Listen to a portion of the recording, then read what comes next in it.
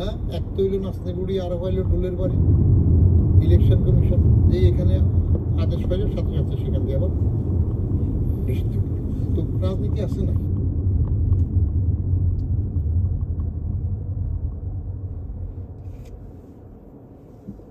আমি ভাবতে পারি নাই ওরা ক্ষমতাশালী বলছে, কিন্তু ক্ষমতা কতটুকু তার সেটা আমি বুঝতে পারিনি। আপনি এনবিআর এর যখন চেয়ারম্যান ছিলেন তখন এই মতিউর রহমান চট্টগ্রাম পোর্টের জয়েন্ট কমিশনার ছিলেন। আমরা যতদূর জানি যে তাকে আপনি বদলি করেছিলেন আপনার সময়ে রাজশাহীতে।